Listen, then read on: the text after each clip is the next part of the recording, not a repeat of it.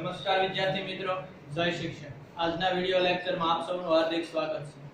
છેલ્લે લાસ્ટ આપણે optical fibre વિશે વાત કરી।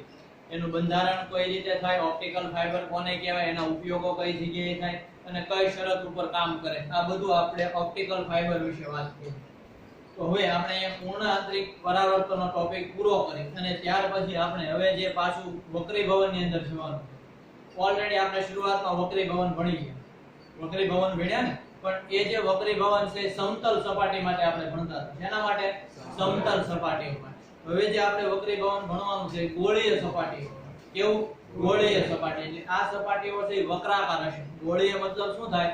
વક્રાકાર। જે આપણે અરીસાની અંદર ભણી ગયા, ગોળીય અરીસા ભણ્યા ને, તો એમાં કેટલા પ્રકાર હતા ગોળીય અરીસાના? બે, એક અંતર્ગોળ અને બહિર્ગોળ। પણ સપાટી કેવી હતી? વક્રાકાર। અંતર્ગોળ હોય કે બહિર્ગોળ, તો એવી સપાટીઓ વડે આપણે શું ભણવાનું છે? વક્રીભવન ભણવાનું છે। ખ્યાલ આવે કે નહીં? તો આપણો ટોપિક પહેલા એવો છે ગોળીય સપાટીઓ અને લેન્સ વડે થતું વક્રીભવન સમજજો। પછી આપણે જે ટોપિક ભણવાનો છે એ શરૂ કરીએ। ગોળીય સપાટીઓ એટલે કેવી થાય? વક્રીભવનકાર અથવા તો વક્રાકાર સપાટી કહેવાય। કેવી કહેવાય? વક્રાકાર। તો વક્રાકાર સપાટીની વાત કરું, માની લો હું આ કોઈ સપાટી ધ્યાનમાં લઉં તો આ સપાટી કેવી કહેવાય? વક્રાકાર। કેવી કહેવાય? વક્રાકાર। માની લો હું આ માધ્યમમાંથી આ માધ્યમમાં જાઉં છું, અત્યારે આ જે માધ્યમ છે, માની લો આ બાજુનું જે માધ્યમ છે એના વક્રીભવનાંકને હું n2 કહી દઉં। શું કહી દઉં? n2। આ જે માધ્યમ છે એનો વક્રીભવનાંક શું છે? n1। એટલે તમને ખબર પડે। અને આ માધ્યમ પણ પારદર્શક છે અને આ માધ્યમ પણ કેવું છે? પારદર્શક। તો જ્યારે એક પારદર્શક માધ્યમમાંથી બીજા પારદર્શક માધ્યમમાં જાવ એટલે કઈ ઘટના થાય? વક્રીભવનની ઘટના થાય। ખ્યાલ આવે કે નહીં? તો અહીંયા વક્રીભવન મારે ધ્યાનમાં લેવું પડે। પણ સમજો કે આપણે તો જે વક્રીભવન ભણી ગયા એ સમતલ સપાટી માટે ભણ્યા। શેના માટે? સમતલ સપાટી। તો અહીંયા કઈક વક્રીભવનના નિયમો અલગ હશે કે કેમ? તો કઈક નવું વાપરવું પડશે? તો કે નહીં, આપણે આ જે સપાટી છે ને એને આપણે સમતલ સપાટી ગણી શકાય। શા માટે? કારણ કે માની લો આ સપાટીનો કોઈ પણ એક સૂક્ષ્મ ભાગ લો, માની લો હું એમ કહું આ સપાટીનો આટલા ભાગની મારે વાત કરવી છે, તો આટલો ભાગ છે કેવો કહેવાય? સમતલ જ ન કહેવાય?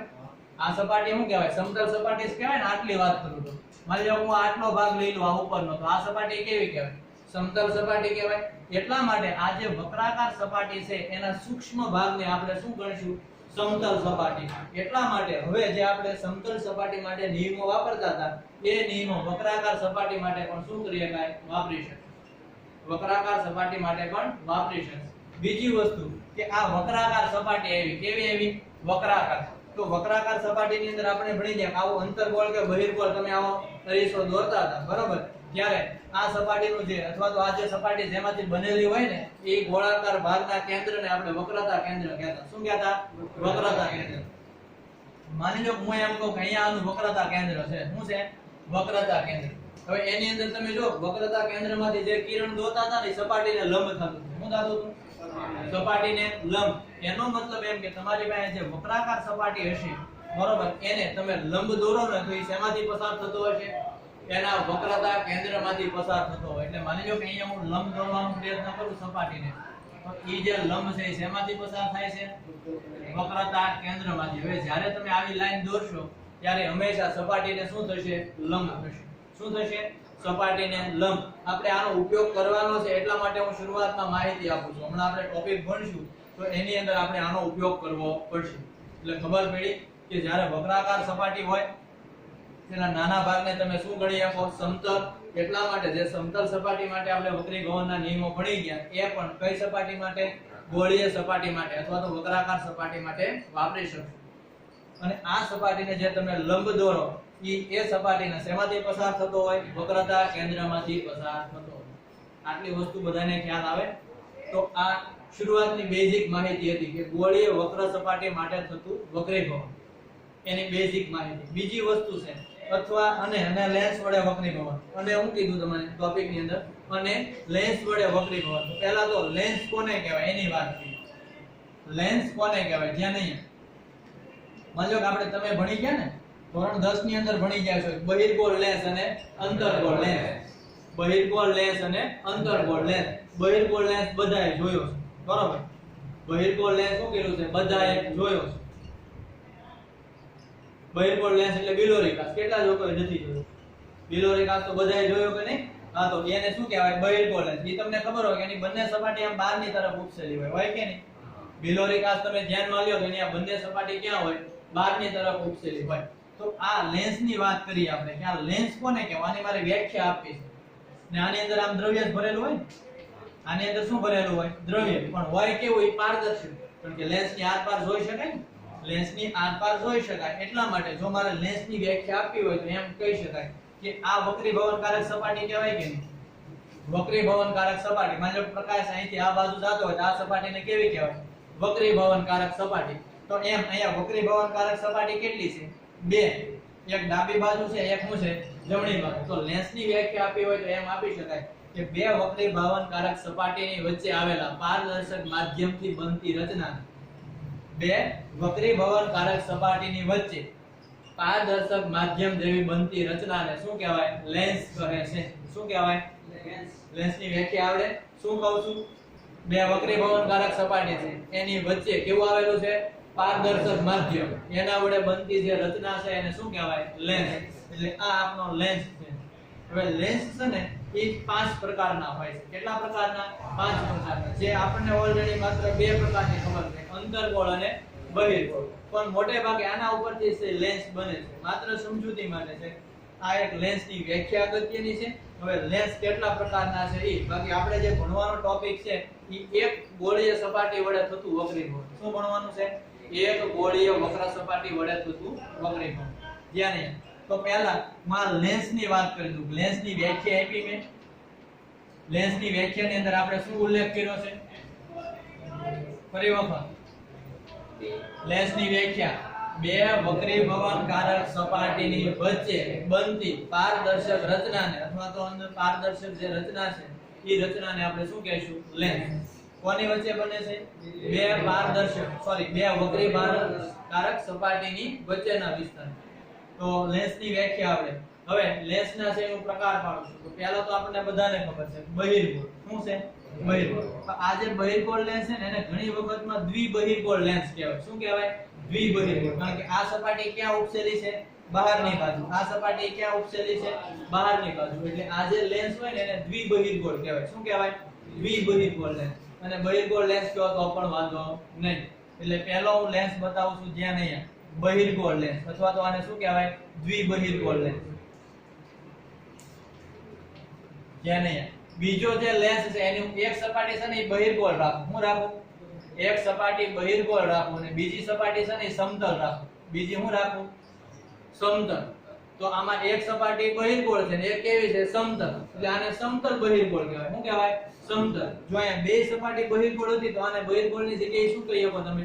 દ્વિબહિર્ગોળ પણ કહી શકો. શું કહી શકો? દ્વિબહિર્ગોળ. તો આને શું કહેવાય? સમતલ બહિર્ગોળ. શું કહેવાય? સમતલ બહિર્ગોળ લેન્સ કહેવાય. ત્રીજું,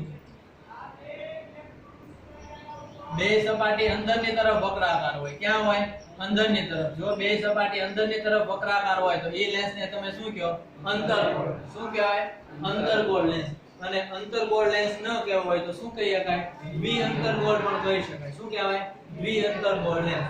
એટલે આ જે લેન્સ છે એને શું કહેશું? અંતર્ગોળ લેન્સ. હવે આમાં પણ એક સપાટી તમે અંતર્ગોળ રાખો ને એકને શું કરી નાખો? સમતલ. તો આ લેન્સને શું કહેશું આપણે? એવા લેન્સને આપણે શું કહેશું? સમતલ અંતર્ગોળ લેન્સ કહેવાય. શું કહેવાય? સમતલ અંતર્ગોળ લેન્સ કહેવાય. અહીંયા કેમ? એક સપાટી સમતલ અને બીજી કેવી છે? બહિર્ગોળ. તો આ લેન્સને મેં શું કીધું? સમતલ બહિર્ગોળ. બંને પાછી અંદરની તરફ વક્રાકાર હતી તો અંતર્ગોળ અથવા તો દ્વિઅંતર્ગોળ. અને છેલ્લે પાછું શું આવ્યું? એક અંતર્ગોળ અને બીજી શું છે? સમતલ. એટલે આને હું શું કહીશ? સમતલ અંતર્ગોળ. શું કહીશ? સમતલ અંતર્ગોળ લેન્સ. અને પાંચમો પ્રકાર છે એની બંને સપાટી છે એ વક્રાકાર હોય. કેવી હોય? બંને સપાટી વક્રાકાર પણ બંને એક જ બાજુ વક્રાકાર હોય. કેવી હોય? એક જ બાજુ. તમે અહીંયા જુઓ કે બે સપાટી વક્રાકાર છે પણ આ કઈ રીતે છે? માનો હું એમ કહું કે આ ડાબી બાજુ તો આ ક્યાં છે? જમણી બાજુ.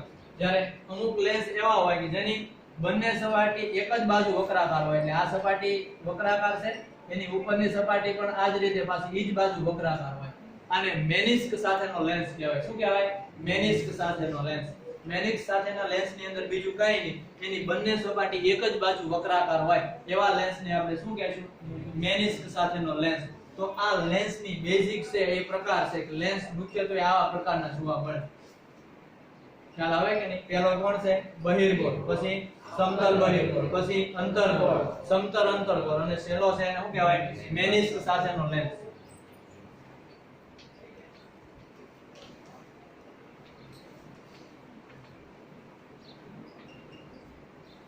ભાઈ જો બહિર્ગોળ લેન્સ તો બધાએ જોયો છે અને અંતર્ગોળ લેન્સ પણ બધાએ જોયો. અંતર્ગોળ લેન્સ કેટલા લોકોએ જોયો છે? અંતર્ગોળ લેન્સ ખૂબ સરસ, 50% એ જોયો છે, બરોબર. પણ અંતર્ગોળ લેન્સ છે એ બધાએ જોયો છે. શું કર્યું છે? બધાએ જોયો છે. મેં અત્યારે જે સચમાં પહેરેલી છે એની અંદર જે લેન્સ છે એ કયો છે? અંતર્ગોળ લેન્સ છે. કયો છે? અંતર્ગોળ લેન્સ. ખ્યાલ આવે કે નહીં? એટલે બધાએ જોયો છે. એની બંને સપાટી ક્યાં હોય? અંદરની તરફ છે એ વક્રાકાર હોય. એટલે બધા લેન્સ તમે ધ્યાનમાં લ્યો ને તો એમાં કઈ આવું જે રચનામાં આકૃતિમાં દોરીએ ને એવું ન દેખાય હો તમને. એમાં તમે સૂક્ષ્મ નિરીક્ષણ કરો ને ત્યારે તમને ખબર પડે કે આની સપાટી અંદર તરફ થોડી શું છે?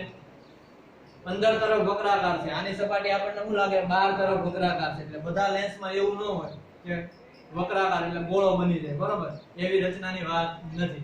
તો હાલો ફટાફટ પહેલા ખાલી આ લેન્સ અને એના પ્રકારની આકૃતિ દોરી લો, પછી આપણે જે ટોપિક ભણવાનો છે એની ઝડપથી ચર્ચા કરીએ.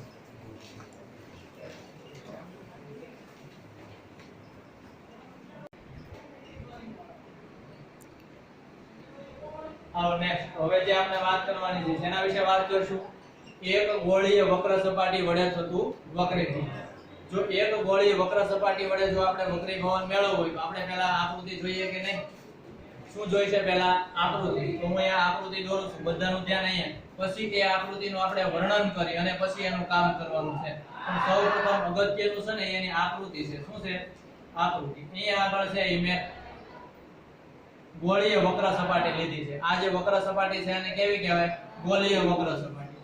આ જે ગોળીય વક્ર સપાટી છે અને હું અહીંયા ડોટ ડોટ લાઈન વડે બતાવું છું. એનો મતલબ એ કે અહીંયા જે કંઈક ગોળીય વક્ર સપાટી લીધી છે ને એ આખા માધ્યમનો કંઈક વક્રીભવનાંક અલગ હશે. આખા માધ્યમનો વક્રીભવનાંક શું હશે? અલગ. માની લો કે હું એમ કહું આ માધ્યમનો વક્રીભવનાંક n2 જેટલો છે અને આપણું જે માધ્યમ છે પાતળું માધ્યમ હવા, એનો વક્રીભવનાંક કેટલો છે? n1. આ જે મેં વક્ર સપાટી લીધી છે એનો અહીં મુખ્ય અક્ષ દોરી નાખું. શું દોરી નાખું? મુખ્ય અક્ષ. અને આપણે શું કહેશું? મુખ્ય અક્ષ. એ તો કોઈ પણ વક્રાકાર સપાટી હોય એનો તમે મુખ્ય અક્ષ દોરી શકો. આ જે સપાટી છે એનું કંઈક મારે વક્રતા કેન્દ્ર ધ્યાનમાં લેવું પડશે. માની લો કે આનું વક્રતા કેન્દ્ર છે અહીંયા ધ્યાનમાં લઉં છું. વક્રતા કેન્દ્ર શું છે? C. યને તો અહીંથી લઈ અને વક્રતા કેન્દ્ર C સુધીનું જે અંતર હોય એને આપણે શું કહીએ છીએ? અહીંયા માની લો કે તમે અરીસાની વાત કરો તો અરીસાની અંદર આપણે અહીંયા ધ્રુવ કહેતા હતા કે નહીં? ધ્રુવ થી ક્યાં વક્રતા કેન્દ્ર શું સુધીનું અંતર એને આપણે શું કહેતા હતા? વક્રતા ત્રિજ્યા. અને શેના વડે બતાવતા હતા? r વડે. તો આ જે અંતર છે એને આપણે શું કહીશું? અંતર r. શું કહીશું? અંતર r. કે આપણે જે ગોળીય વક્રાકાર જે સપાટી ધ્યાનમાં લીધેલી છે એનું વક્રતા કેન્દ્ર શું છે? C અને વક્રતા ત્રિજ્યા શું છે? r. હવે આના મુખ્ય અક્ષ ઉપર આપણે એક વસ્તુ મૂકવાની છે. શું મૂકવાની છે? વસ્તુ. એટલે માની લો કે વસ્તુ છે હું અહીંયા આગળ મૂકું છું, બરાબર. એ જે વસ્તુ મૂકી છે એને હું નામ આપી દઉં O. શું આપી દઉં? O. કે અહીં આપણે મુખ્ય અક્ષ પર આપણે શું મૂકી છે? એક વસ્તુ. બીજી વસ્તુ કે આપણે મેં એવી વાત કરી કે ભાઈ વક્રતા કેન્દ્રમાંથી પસાર થતી તમે લાઈન દોરો ને એ લાઈન હંમેશા આ જે સપાટી હોય એને કઈ રીતે આપાત થાય? લંબ રૂપે. એટલે હું અહીંયા વક્રતા કેન્દ્ર C માંથી પસાર થતી લાઈન અને અહીંયા શું દોર નાખું? આને લંબ. આ સપાટીને હું લંબ દોરું છું અને એ શેમાંથી પસાર થતો હશે? શેમાંથી પસાર થતું હશે? વક્રતા કેન્દ્ર C માંથી. વક્રતા કેન્દ્ર C માંથી પસાર થતી લાઈન દોરું છું અને એ સપાટીને શું કહેશું આપણે? લંબ. એટલે આ આપણે સપાટીને શું દોરી દીધો? લંબ.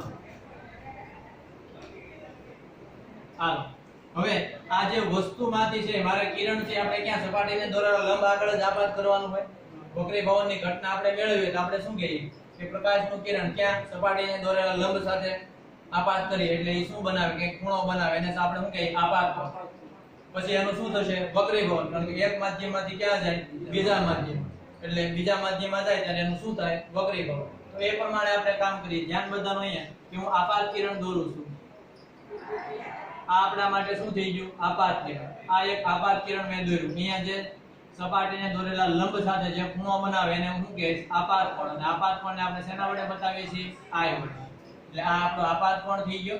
હાલો ધ્યાન અહીંયા હું કઈક નામ આપી દઉં. આ જે બિંદુ છે એને હું નામ આપું n. શું આપું છું? n. બધાનું ધ્યાન અહીંયા.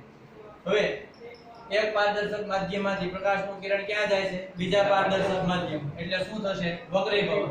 આ જાવું જોઈએ ક્યાં? સીધું. પણ સીધું જશે નહીં, કારણ કે આ પાતળું માધ્યમ છે, આ શું છે? ઘટ માધ્યમ. એટલે વક્રીભવન થશે. અને કઈ બાજુ જશે? લંબ તરફ વળે કે લંબ થી દૂર જશે? એટલે આ આપણો લંબ છે કે નહીં? એટલે લંબ તરફ વળે એટલે આ રીતે છે પ્રકાશનું કિરણ અહીંયા આગળ મને એવું મળે છે. જ્યાં પ્રકાશનું કિરણ મળે છે ત્યાં આગળ છે શું રચાતું હોય? પ્રતિબિંબ. એટલે માની લો કોનું પ્રતિબિંબ આપણને અહીંયા આઈ જગ્યાએ રચાય છે, એને હું નામ આપી દઉં આઈ. આટલી ખબર પડી. આકૃતિ તૈયાર થઈ. જો આ આકૃતિ એટલી તમને કમ્પ્લીટ કરતા આવડે એટલે તમે નીચેનું લખાણ છે એ કરી શકો. એ બધું જ આકૃતિ ઉપરથી લખવાનું છે. હવે ધ્યાન અહીંયા હું ખૂણાના નામ આપીશ. અહીંયા કઈક જો તમને ત્રિકોણ દેખાય, અહીંયા કઈક હું નામ આપીશ. આ જે n બિંદુમાંથી છે ને મુખ્ય અક્ષને હું એક લંબ દોરું છું. કયા બિંદુમાંથી? n બિંદુમાંથી. ધ્યાન અહીંયા બદલ. n બિંદુમાંથી હું મુખ્ય અક્ષને લંબ દોરું છું. એટલે મુખ્ય અક્ષને લંબ અહીંયા કઈક આવશે. અને ઈ બિંદુને હું નામ આપી દઉં m. શું આપું? આ બિંદુને હું નામ આપું છું m. બધાનું ધ્યાન અહીંયા. હવે જો આ અંતર છે ને, આ અંતર એને અવગણી શકાય એટલું હોય. કારણ કે હકીકતમાં આપણે જે વક્રાકાર સપાટી લઈએ ને એ આટલી બધી વક્રાકાર નથી હોતી. અને જે લેન્સ હોય એ કેટલો હોય? ઓલી વક્રાકાર સપાટી નાની હોય. એટલે તમે કમ્પેરીઝન વાત કરો તો આવી રીતની રચના થાય, આવું હોય. અને અહીંયા હોય આ આપણો મુખ્ય અક્ષ થઈ ગયો. અહીંયા હું લંબ દોરું, કોઈ પણ બિંદુએથી લંબ દોરું તો એકદમ આની શું મળે? નજીક મળે કે નહીં? આવી જ રચના હોય, પણ આકૃતિ આપણને વ્યવસ્થિત દેખાય એટલા માટે હું અહીંયા આવું બતાવું છું. એટલે આજે આપણે લંબ દોરેલો છે એ લંબ ને નામ શું આપ્યું? અહીંયા nm. શું નામ આપ્યું? nm. એ આની નજીક જ છે એવું તમારે સમજવું પડે. અને આ અંતરને છે તમે શું કરી શકો? અવગણી શકો. એ અંતર કેટલું થાય? તમે અહીંથી c સુધીનું અંતર માપો કે m થી c સુધીનું અંતર માપો, બે અંતર કેવા થશે? સમાન. આપણને ખબર છે કે એક્ઝેક્ટ સમાન નહીં થાય, પણ એ એટલું બધું અંતર નહીં હોય કે જે તમે એને ગણતરીમાં ધ્યાનમાં લેવું પડે. એટલા માટે હવે આ અંતરને હું કરીશ? અવગણી નાખીશ. હાલો આટલી વસ્તુ ખબર પડી ગઈ. હવે અહીંયા દરેકના ખૂણાના નામ આપી દઉં. માની લો આ જે ખૂણો છે ને એને આલ્ફા કહી દઉં. શું કહી દઉં? આલ્ફા. અહીંયા જે ખૂણો બનાવે ને એને હું બીટા કહી દઉં. શું કહી દઉં? બીટા. અને અહીંયા જે ખૂણો બનાવે ને એને શું કહી દઉં? ગામા. આટલી ખબર પડી ગઈ. હવે આનું વર્ણન કરવાનું છે. તો આનું વર્ણન કરવું હોય તો હું શું લખી શકું? આકૃતિમાં દર્શાવ્યા પ્રમાણે વક્રતા કેન્દ્ર C અને વક્રતા ત્રિજ્યા R ધરાવતી એક ગોળીય વક્ર સપાટી છે, જેના મુખ્ય અક્ષ પર O બિંદુ આગળ વસ્તુ મૂકતા એનું પ્રતિબિંબ ક્યાં મળે છે? I આગળ મળે છે. આવું લખી શકાય કે નહીં? હાલો આનું વર્ણન કરું છું. બધાનું ધ્યાન અહીંયા આકૃતિમાં દર્શાવ્યા પ્રમાણે. આકૃતિમાં દર્શાવ્યા પ્રમાણે વક્રતા કેન્દ્ર C અને વક્રતા ત્રિજ્યાને આપણે શું કહીએ? R ધરાવતી એક ગોળીય વક્ર સપાટીના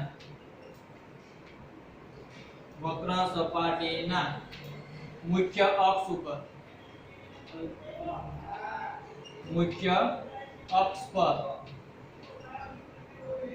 O બિંદુએ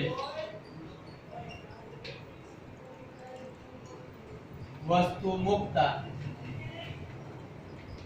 તેનું પ્રતિબિંબ ક્યાં મળે?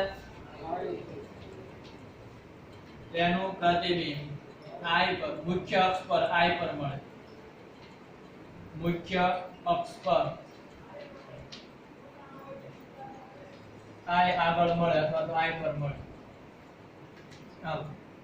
આ મુદ્દો લખ્યો એ તો આપણે આકૃતિ દોરી એના ઉપરથી જ લખ્યું ને, એમાં કઈ નવું કર્યું નથી.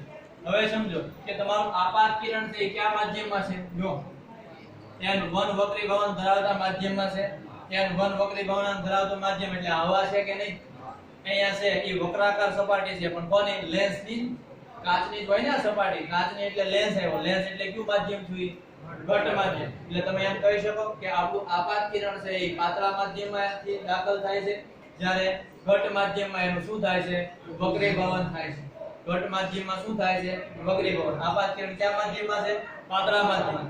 વક્રીભૂત કિરણ ક્યાં મળે છે? ઘટ માધ્યમમાં. કારણ કે અમે ડોટ ડોટ લાઈન બતાવી એની વચ્ચેનું માધ્યમ છે આપણે કાચ ધારવું પડે. આખું માધ્યમ શું હશે? કાચનું હશે. આખું માધ્યમ શેનું હશે? કાચનું. એવું જ વિચારવું પડે આપણે, તો જ છે આ ઘટના સમજી શકાય. હાલો, તો એ મુદ્દો લખી શકાય. બીજી વસ્તુ, આજે આપણે લીધી ને સપાટી, મેં તમને હમણાં અહીંયા એક્ઝામ્પલ આપીને સમજાવ્યું હતું. આ છે એ શું છે?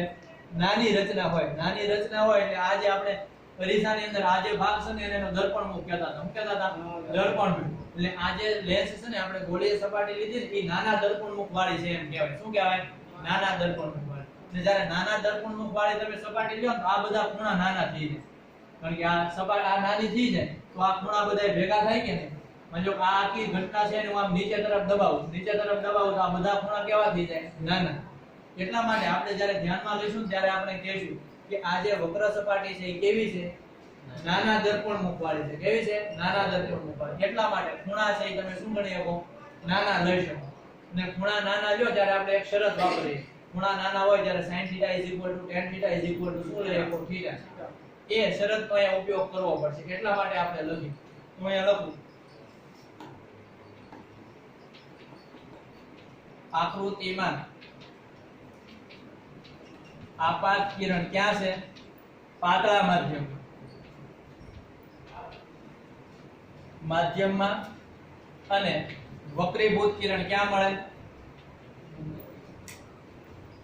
વક્રીભૂત કિરણ ઘટ માધ્યમમાં આપેલ છે.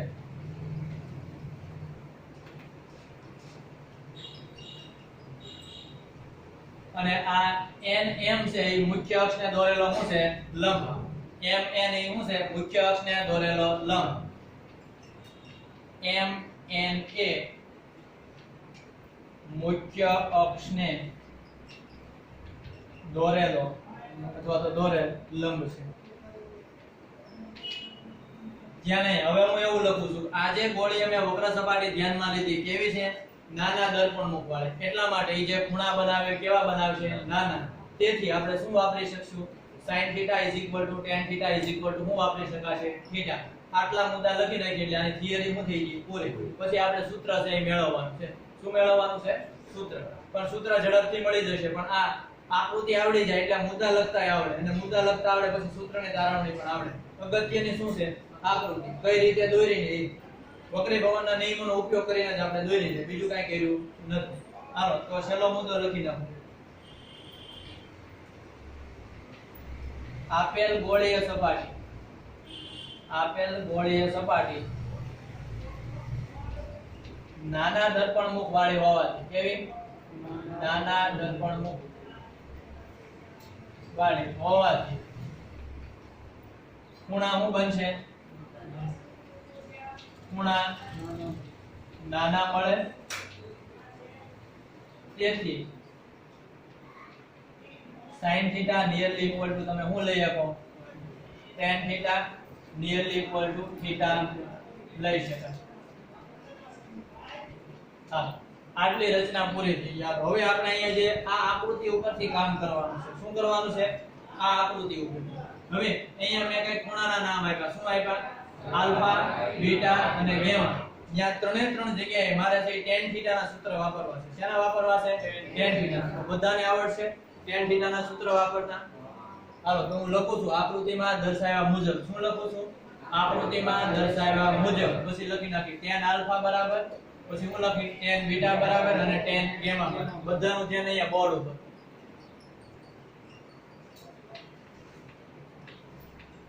આકૃતિમાં દર્શાવ્યા મુજબ.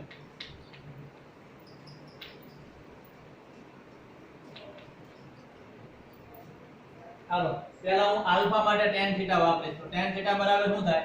સામેની બાજુ છેદમાં પાસેની બાજુ. સામેની બાજુ એટલે કોણ?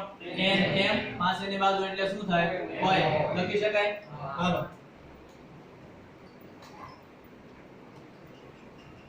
tan આલ્ફા બરાબર શું થાય? સામેની બાજુ છેદમાં પાસેની બાજુ એટલે શું લખું? m n છેદમાં શું લખ્યું? o m. હવે જુઓ કે આપણે પહેલા જ કીધું કે tan θ બરાબર શું લખી શકાય? થીટા લખી શકાય એટલે અહીંયા કોણ છે tan આલ્ફા તો આની બરાબર શું લખી શકું આલ્ફા લખી શકાય કે નહીં આને કહી દો સમીકરણ નંબર 1 શું કહેવાય સમીકરણ નંબર 1 એ જ રીતે હું બીટા માટે વાપરું tan બીટા બરાબર શું થાય સામેની બાજુ છેદમાં પાસેની બાજુ સામેની બાજુ એટલે mn પાસેની બાજુ એટલે mc tan બીટા બધાનું ધ્યાન અહીંયા હાલો શું છે ઉપર mn છેદમાં શું કરવાનું mc tan બીટા શું લખી શકાય બીટા લખી શકાય કે નહીં આને કહી દઉં સમીકરણ નંબર 2 હવે tan ગામા નું બોલો tan ગામા સામેની બાજુ તો શું થશે mn પાસેની બાજુ શું થશે mi તો શું કહેવાય આને ગામા આને કહી દઈએ આપણે સમીકરણ નંબર 3 શું કહી દઉં સમીકરણ નંબર 3 હવે જે આપણે સિદ્ધાંત વાપરવાનો છે ત્રિકોણના બહિષ્કોણનો સિદ્ધાંત વાપરવાનો શું વાપરવાનો ત્રિકોણના બહિષ્કોણ કેટલા લોકોને ખ્યાલ છે બહિષ્કોણ વિશે કોઈ ત્રિકોણ તમે ધ્યાનમાં લ્યો ખાસ ધ્યાન રાખજો એ ત્રિકોણમાંથી તમે એની બાજુને સમાંતર લાઈન દોરી નાખો ને સમાંતર લાઈન તો ઈ જે બીજી બાજુ સાથે જે ખૂણો બનાવે ને એને એનો બહિષ્કોણ કહેવાય શું કહેવાય બહિષ્કોણ તો સમજો તમે હું એક આ ત્રિકોણ ધ્યાનમાં લઉં છું NOC ત્રિકોણ લઉં ક્યુ લઉં છું NOC એમાં આજે આપણે આમ ડોટ ડોટ ડોટ આ લંબ દોરેલો છે ઈ એક બાજુને સમાંતર છે ને એક બાજુ પર દોરેલો છે કે નહીં તો આ બીજી બાજુ સાથે જે ખૂણો બનાવે તો આ એનો શું કહેવાય બહિષ્કોણ કહેવાય કોણ I ઉદાહરણ તરીકે હું તમને કોઈ પણ સમજાવું માનો કે અહીંયા એક હું ત્રિકોણ દોરતો આ શું છે ત્રિકોણ છે તો આ ત્રિકોણની આ લાઈનમાં આગળ જવા દો બરાબર તો અહીંયા જે ખૂણો બનાવે એને શું કહેવાય બહિષ્કોણ અહીંયા માનો કે આને આગળ જવા દો અહીંયા ખૂણો બનાવે એને શું કહેવાય બહિષ્કોણ આને હું આગળ જવા દો અહીંયા ખૂણો બનાવે એને શું કહેવાય બહિષ્કોણ એટલે કોઈ પણ ત્રિકોણ માટે બહિષ્કોણ વિશે ખબર પડી તો હવે હું લખું છું ત્રિકોણ ક્યાં NOC ત્રિકોણ માટે જો NOC ત્રિકોણનું ધ્યાનમાં લઉં તો અહીંયા જુઓ આ લાઈન આગળ જાય છે ને અહીંયા કઈ ખૂણો બનાવે છે એ કોણ છે આપાત કોણ તો એ આપાત કોણ છે આ NOC ત્રિકોણ માટે શું થાય બહિષ્કોણ થાય એટલે હું લખું શરત કે આપેલ આકૃતિ ઉપરથી કે ખૂણો I છે બરોબર ઈ આનો શું થશે બહિષ્કોણ અને બહિષ્કોણનું માપ કેટલું હોય તો માની લો કે અહીંયા આગળ બહિષ્કોણ બનાવે ને તો આ ખૂણા અને આ ખૂણાના માપના સરવાળા જેટલો હોય એટલે ટૂંકમાં જ્યાં બહિષ્કોણ બનાવતા હોય ને એની સિવાયના ત્રિકોણના જે બે ખૂણા હોય કે નહીં એના સરવાળા જેટલું બહિષ્કોણનું માપ હોય માની લો કે અહીંયા આગળ બનાવે બહિષ્કોણ તો આ બે ખૂણાના સરવાળા જેટલું માપ હોય એટલું આપણે યાદ રાખવું હાલો તો બહિષ્કોણના સિદ્ધાંત ઉપર લખો કે આકૃતિમાં દર્શાવ્યા મુજબ અથવા તો આકૃતિ પરથી ત્રિકોણ કયો લીધો છે મેં NOC માં ત્રિકોણ NOC માં I A બહિષ્કોણ છે શું છે I A બહિષ્કોણ છે જો ખૂણો I બહિષ્કોણ હોય તો I બરાબર તમે શું લખી શકો I ક્યાં બનાવે છે ખૂણો અહીંયા આગળ બનાવે છે કે નહીં આ ખૂણે બહિષ્કોણ બનાવે કે નહીં તો એની સિવાયના બે ખૂણાનો સરવાળો એટલે એની સિવાયનો કોણ આલ્ફા અને આ શું છે બીટા તેના સરવાળા જેટલો હોય કે નહીં હાલો તો હું I બરાબર અહીં શું લખી શકું આલ્ફા પ્લસ બીટા હું લખી શકું આલ્ફા પ્લસ બીટા આને હું કહી દઉં સમીકરણ નંબર 4 હું કહું સમીકરણ નંબર 4 હવે આલ્ફા અને બીટા બેની કિંમત ઉપર લખેલી છે જો આલ્ફા અને બીટા બેની કિંમત લખેલી છે તો હું અહીંયા મૂકી દઉં સમીકરણ નંબર 4 ની અંદર હાલો તો ક્યાં સમીકરણ નંબર 1 અને 2 ની કિંમત ક્યાં મૂકું છું 4 ની અંદર બધાનું ધ્યાન અહીંયા સમીકરણ નંબર 1 અને 2 ની કિંમત આપણે ક્યાં મૂકવાની છે સમીકરણ નંબર 4 માં એટલે I શું બનશે આલ્ફા આલ્ફા બરાબર શું થાય mn ના છેદમાં OM પ્લસ બીટા બરાબર શું થાય mn ના છેદમાં mc બરાબર આ સમીકરણને હું કહી દઉં સમીકરણ નંબર 5 હું કહું સમીકરણ નંબર 5 આટલું કામ પૂરું થયું આમાં કોઈને કાઈ તકલીફ હોય નહીં હવે ધ્યાન રાખો ભાઈ આપણે આપાત કોણ ધ્યાનમાં લીધો શું લીધો આપાત કોણ વક્રી ભવન કોણ તો ક્યાંય બતાવ્યો નથી બતાવ્યો ને વક્રી ભવન કોણ તો હોય જ ને વક્રી ભવન થાય એટલે ક્યાં દર્શાવવો પડશે વક્રીભૂત કિરણ સપાટીને દોરેલા લંબ સાથે જે ખૂણો બનાવે આ ખૂણો કહેવાય કે નહીં એને મારે શેના વડે બતાવાય r વડે શેના વડે બતાવું છું r વડે ગામા અને r બે સરખા નથી ધ્યાન રાખજો નહીં તો પાછી મિસ્ટેક ઊભી થશે એટલે આ r વડે મેં બતાવ્યું છે વક્રી ભવન કોણ છે. હવે જો હું આ ત્રિકોણને ધ્યાનમાં લઉં છું CIN હું લઉં CIN ત્રિકોણને ધ્યાનમાં લઉં તો બીટા બહિષ્કોણ થાય કે નહીં? CIN આ ત્રિકોણ છે, દેખાય છે તમને? દેખાય છે કે નહીં? તો આ ત્રિકોણ માટે છે આ એક બાજુ છે અને સમાંતરમાં આમ લાઈન દોરું તો અહીંયા ખૂણો બને કે નહીં? તો એ ખૂણાને શું કહેવાય? એનો બહિષ્કોણ. એટલે આ CIN ત્રિકોણ માટે બીટા ની શું થાય? બહિષ્કોણ. જો બીટા બહિષ્કોણ થાય તો એનું માપ શું હોય? તો કે ઈ ખૂણા સિવાયના માપના સરવાળા જેટલો. એટલે આ ગામા અને r ના શું થાય? સરવાળા જેટલો થાય. થાય કે નહીં? હાલો તો હું લખું કે q ત્રિકોણ લીધું હવે આપણે. તે જ રીતે ત્રિકોણ q લેવાનું છે CIN માટે બીટા એ શું થાય? બહિષ્કોણ. બીટા એ બહિષ્કોણ થાય. જો બીટા બહિષ્કોણ થતો હોય તો આપણે સીધું બીટા બરાબર શું લખી શકાય? બીટા નું મૂલ્ય કેટલું મળશે કે એની સિવાયના એ ક્યાં બનાવે છે? c આગળ. તો એની સિવાયના ખૂણા એટલે કોણ? ગામા. અને બીજું કોણ છે? r. તો એ હું લખું r પ્લસ શું લખી શકાય? ગામા. r પ્લસ ગામા લખ્યા. એમાંથી હું આ r ને સૂત્રનો કરતા બનાવું કારણ કે મારે છે ને આપાત કોણ અને વક્રી ભવન કોણનું જ કામ હોય. કોનું કામ હોય? આપાત કોણ અને વક્રી ભવન કોણ. તો હું r ને સૂત્રનો કરતા બનાવું તો ગામા ક્યાં જશે? આ બાજુ જશે ને ગામા આ બાજુ આવે એટલે શું થાય? માઈનસ થાય. એટલે હું અહીંથી r ને સૂત્રનો કરતા બનાવું તો શું બને?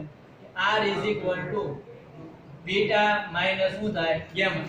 સમજજો, અહીંથી r ને સૂત્રનો કરતા બનાવ્યો, ગામા ને મેં ક્યાં મૂક્યો? બીજી સાઈડ. એટલે ગામા શું થશે? માઈનસ.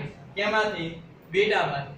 બરાબર. તો આ સોરી r બરાબર શું થશે? Beta minus gamma. તો બીટા અને ગામા ની બેની કિંમત ઉપર આપેલી છે. આ જે સમીકરણ મળે ને એને કઈક સમીકરણ આપણે શું આપી દેવાનું? સમીકરણ નંબર શું આપી દઉં? 6. સમીકરણ નંબર શું આપું? 6. ચાલો આગળ કામ કરીએ. આ સમીકરણ નંબર 6 ની અંદર કોની કિંમત મૂકવાની છે મારે? બીટા અને ગામા ની. એટલે સમીકરણ નંબર 2 અને 3 ની કિંમત ક્યાં મૂકવાની છે? 6 ની અંદર. બધાનું ધ્યાન અહીંયા. સમીકરણ નંબર 2 અને 3 ની કિંમત ક્યાં મૂકવાની છે? 6 ની અંદર.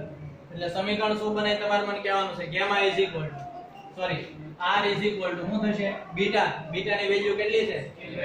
mn ના છેદમાં mc. mn ના છેદમાં mc માઈનસ ગામા mn ના છેદમાં mi. mn ના છેદમાં mi. આને હું કહી દઉં સમીકરણ નંબર 7. શું કહું? સમીકરણ નંબર 7. ન આપો તો કઈ મને કઈ વાંધો નથી. બરોબર. સમીકરણના નામ પણ આપણને ખબર પડે કે આની કિંમત અહીંયા મૂકીએ છીએ એમ. નહીતર પછી ત્યારે તમે જોતા હશો ને ત્યારે કઈક નવું જ લાગશે. આ કિંમત ક્યાંથી આવી? એટલા માટે હું દરેક સમીકરણના નામ આપું છું. હાલો તો હવે તો i અને r મળી ગયું. એટલે હવે સીધું આપણે સ્નેલનો નિયમ વપરાય. શું વપરાય? સ્નેલનો નિયમ વપરાય. બરોબર. એટલે આ સપાટી માટે તો ગોળીય વક્રી ભવનકારક સપાટી માટે સ્નેલનો નિયમ વાપરતા. તો સ્નેલનો નિયમ શું છે? n1 sin i is equal to n2 sin r. n1 ને n2 છે. i1 અને r મળી ગયા તમને? અહીંયા મળ્યા ને. આ શું મળ્યા? i. ઓલા આપણે શું મળ્યા? r. તો કામ થઈ જાય. એટલે સીધું આપણે સાદું રૂપ આપશું. જેને અહીંયા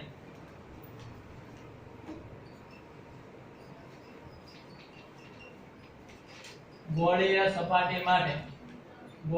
સપાટી માટે કોનો નિયમ વાપરવાનો છે? સ્નેલનો નિયમ વાપરતા. સ્નેલનો નિયમ શું કે? n1 sin i1 sin i is equal to n2 sin r. આવું કહે કે નહીં? પણ આપણને ખબર છે ખૂણા કેવા છે? નાના. તો sin θ is equal to શું લઈ શકાય? થીટા લઈ શકાય કે નહીં? sin θ ની જગ્યાએ શું લઈ શકાય? થીટા. એટલા માટે આ sin i છે એની જગ્યાએ માત્ર હું લખી i. શું લખીશ? i. એટલે આપણું સમીકરણ શું થયું? n1 i is equal to શું થઈ ગયું? n2 r. કારણ કે ખૂણા નાના છે એટલે sin i ની જગ્યાએ i લઈ શકું અને sin r ની જગ્યાએ શું લઈ શકાય? r. આ સમીકરણ નંબર આપણું કેટલામું છે? 8. હવે i અને r ની કિંમત મૂકી દો. i ની કિંમત ક્યાં છે? 5મા સમીકરણની અંદર અને r ની કિંમત ક્યાં છે? 7મા. એટલે સમીકરણ નંબર 5 અને 7 ની કિંમત કોની અંદર મૂકવાની છે? સમીકરણ નંબર 8 ની અંદર. પણ પહેલા એટલું કામ કરી નાખો એટલે અહીંયા છે ને હું એટલું કાઢી નાખું એટલે આપણું દાખલો પૂરો થઈ જાય. હાલો ઝડપથી એટલું કામ કરો.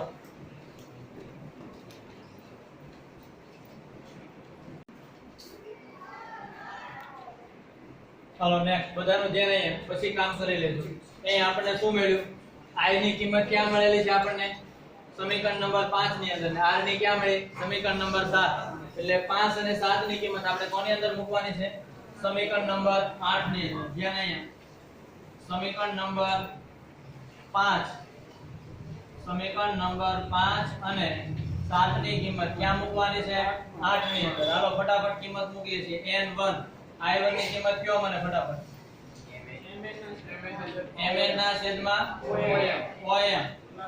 પ્લસ mn ના છેદમાં mc. હાલો આ કિંમત મૂકી દીધી is equal to r mn ના છેદમાં mc માઈનસ mn ના છેદમાં mi. હાલો આવું મૂકી દીધું. ચાલો હવે જો કે આ n છે આ બે પદ સાથે ગુણાશે. n1 અહીંયા શું છે? r ની જગ્યાએ શું લખવું પડે? n2 છે ને, તો n2 પણ અંદર ગુણાશે બે બાજુ. હવે સમજો કે હું અંદર ગુણતો નથી, સીધું જ કહું છું કે આ mn છેદમાં mi વાળું પદ છે બરાબર ને આ સાઈડ આવે તો શું થઈ જાય? પ્લસ થઈ જાય. હવે આ છે પદ mn ના છેદમાં mc વાળું ઓલી બાજુ જાય એટલે શું થઈ જાય? માઈનસ થઈ જાય. ખ્યાલ આવે કે નહીં? હાલો તો એ રીતે છે મારે કામ કરવું છે. એટલે ને પાછું જો કે અહીંયા છે કોણ ગુણાયેલું છે? n1 વાળું પદ ગુણાયેલું છે. ને અહીંયા કોણ ગુણાયેલું છે? n2 વાળું. એટલે એ સાથે જ છે હું અહીંયા બહાર કાઢું છું. એટલે એક સ્ટેપ ઓછું લખું છું. એને તો અહીંયા પહેલા લખું છું. ચલો પહેલા તો mn ઉડાડી દયો. અહીંયા mn અહીંયા mn અહીંયા mn અહીંયા mn. એટલે એ તો હું થઈ ગયું નીકળી ગયા. એટલે એ ફોટો આપણે માથા પર રાખવી છે. હાલો તો અહીંયા વધ્યું શું? તો કે n1 ના છેદમાં om. શું વધ્યું? n1 ના છેદમાં om. પછી છે n1 ના છેદમાં mc છે પણ મારે એને ક્યાં જવા દેવું છે? પહેલી છે. ને આ માઈનસ વાળું પદ છે ક્યાં આવવા દઉં? આ બાજુ. એટલે પ્લસ થઈ ગયું. n2 અહીંયા ગુણાયેલા છે ને, હા તો શું થાય? n2 ના છેદમાં mi m2 ના છેદમાં mi ઇઝ ઇક્વલ ટુ અહીંયા કોણ છે? n2 ના છેદમાં mc તો છે અને પાછા આ પદ ઓલી બાજુ જાય એટલે શું થઈ ગયું? માઈનસ n1 ના છેદમાં શું થઈ જાય? mc. ખ્યાલ આવે? હાલો તો હવે આ જો om આ om અંતર છે અને તમે વસ્તુ અંતર કહી શકો કે નહીં? પછી આ mc અંતર એ તો આપણને ખબર છે કેટલું છે? r છે. અને આ mi અંતર છે અને તમે શું કહી શકો? પ્રતિબિંબ અંતર શું કહી શકો? v કહી શકો. આવું લખી શકાય. બીજી વસ્તુ કે અહીંયા જો n2 n1 આ mc તો આખાના છેદમાં છે, આના છેદમાં છે અને આના છેદમાં છે એટલે એમ નો લખી શકો. n2 n1 આખાના છેદમાં શું થઈ જાય? mc. કારણ કે જ્યારે છેદ સરખા હોય ત્યારે અંશનો સરવાળો થતો હોય તો સરવાળો કરી નાખવાનો, બાદબાકી થતું હોય શું કરવાનું? બાદબાકી. એટલે હું સીધું જ લખું છું. ધ્યાન અહીંયા કે n1 ના છેદમાં om પ્લસ n2 ના છેદમાં mi ઇઝ ઇક્વલ ટુ બે નો અહીંયા શું થાય? બાદબાકી. એટલે શું લખીશું? n2 n1 છેદમાં શું આવે? mc. બધી જ કિંમત આપેલી છે પણ om જુઓ તમે. om એ ક્યાં છે? ડાબી બાજુ. આપાત કિરણની વિરુદ્ધ દિશામાં થાય કે નહીં? એટલે u શું લેવાનું? માઈનસ. આ બે શું લેશું? પ્લસ. એટલે હું સીધી જ હવે કિંમત લખી નાખું. n1 ના છેદમાં -u પ્લસ n2 ના છેદમાં શું થાય? v is equal to n2 n1 upon શું થાય? r. આ આપણું સમીકરણ થયું એક ગોળીય સપાટી વડે. તમારે જો m લખવું હોય આ માઈનસ વાળું પદ છે પછી લખી શકાય ને, એટલે m પણ લખી શકાય n2 ના છેદમાં v માઈનસ n1 ના છેદમાં u ઇઝ ઇક્વલ ટુ શું થાય? n2 n1 upon r. તમારી બુક ની અંદર એક્ઝામ્પલ છે. ધ્યાન અહીંયા આ સૂત્ર હું જો અહીંયા પાછું આ રીતે લખી શકાય એમ લખું છું. n2 વાળું પદ પહેલા લખું છું. n2 ના છેદમાં v માઈનસ n1 ના છેદમાં u is equal to n2 n1 upon r. તમારી બુકમાં એક એક્ઝામ્પલ છે. ધ્યાન બધાનું અહીંયા. શું એક્ઝામ્પલ છે? કે તમારે આમાં પ્રતિબિંબ ક્યાં રચાય ને એવું મેળવવાનું છે. શું મેળવવાનું છે? પ્રતિબિંબ. વસ્તુ અંતર તમને u બરાબર આપી દીધું 100 સેન્ટીમીટર. કેટલું આપ્યું?